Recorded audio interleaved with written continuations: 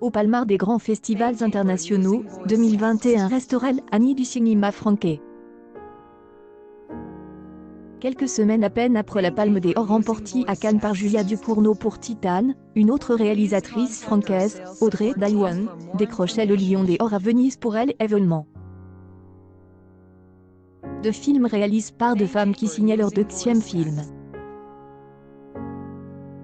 Et si Titane, qui représentera la France aux Oscars, a électrise la croisette, Elle événement sur un avortement clandestin dans la France des années 1960 n'est pas moins brûlant. Le droit à l'avortement reste fragile. Les pays ou les régions du monde qui le remettent en cause n'hésitant pas à prétendre qu'il faut l'interdire pour le bien de la femme, pour la protéger du traumatisme qu'induit cette expérience. Quand j'y ai confié à Venise avoir moi-même avorté, c'était pour souligner l'importance d'avoir été accompagné par des médecins dans un pays où l'avortement est une pratique sûre. Rien à voir avec l'expérience d'Anne dans le film qui prend le risque de perdre la vie. Mon expérience personnelle m'a permis de mesurer la différence entre un avortement légal et un avortement clandestin, pour non pas les associer mais les dissocier. Au-delà de la question de l'avortement, j'y avais aussi l'idée de raconter un parcours, une histoire de transfuge de classe, celle d'une jeune femme issue d'un milieu modeste, qui s'enlève par la tête avant d'être rattrapée par son corps. Il y a son rapport à la jouissance, au plaisir féminin. En fait, l'avortement sert de pierre angulaire à tout un tas d'autres sujets et d'autres dimensions qui aiment intéresser dans le livre d'Annie Ernaux. Oui, c'est un thriller intime. Pour traduire cela visuellement, on a fait basculer la caméra dans le dos du personnage, pour qu'on se pose les mêmes questions qu'elle, qui est derrière cette porte, quelqu'un qui va l'aider ou bien lui nuire? Le suspense est intensement lié au hasard d'une rencontre ou d'un geste. Le cadre resserre aussi cette idée-là, on ne voit pas les gens arriver, et quand ils surgissent. Le tournage a été repoussé à cause du confinement et du coup, on s'appelle souvent. On a échangé beaucoup de références. Je lui parlais de Antoine Iloide et Agnès Varda pour le personnage de Sandrine Bonner qui est en quête de liberté quoi qu'il en coûte, avec cette manière de tenir droit sa verticalité. Elle me répond d'Aguerre de Lucadon, de la souffrance de ne pas être qui on veut ou d'avoir un secret et un corps qui porte ce secret. On a travaillé en zoom sur son attitude et son regard fixe sur une ligne des horizons, comme si elle était le soldat de sa propre guerre. Après le confinement, on se connaissait si bien toutes les deux et si bien le personnage d'Anne qu'on a gagné un temps précieux. À cette époque, les gens avaient peur. Aider une jeune femme à avorter quand on était médecin, c'était prendre le risque d'une interdiction d'exercer. Dans les mouvements de résistance, ils sont peu nombreux, les gens prêts à finir en prison pour défendre un intérêt qui n'est pas le leur.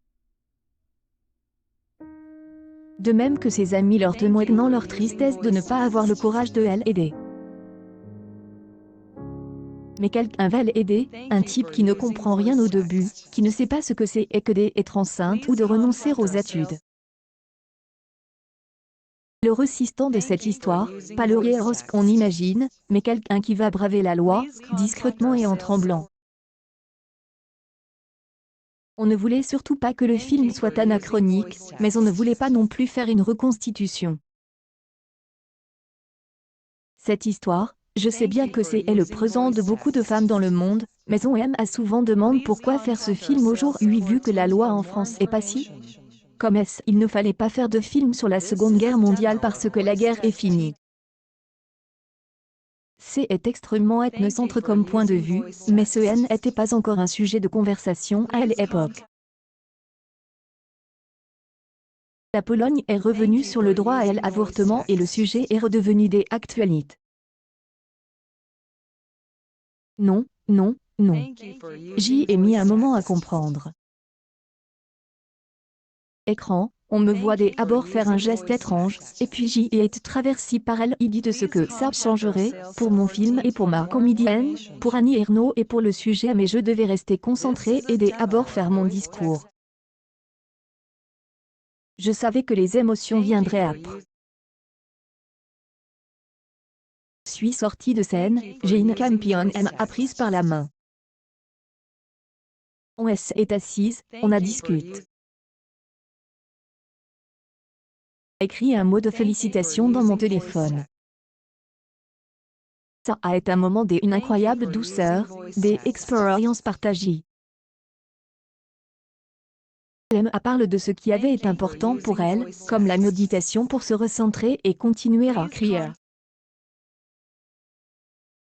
Vraiment j'y trouve ça touchant, élégant. Tout ce qu'on peut espérer et entendre dans une telle situation. Julia, c'est vraiment quelqu'un que j'aime beaucoup. Il y avait 2 films qui ont eu les plus hautes distinctions cette année, on savait qu'un seul pourrait être choisi et dans les 2 cas, ce serait bon. Adore Titan, que je trouve extrêmement courageux, qui ressemble à ce que je connais de Julia.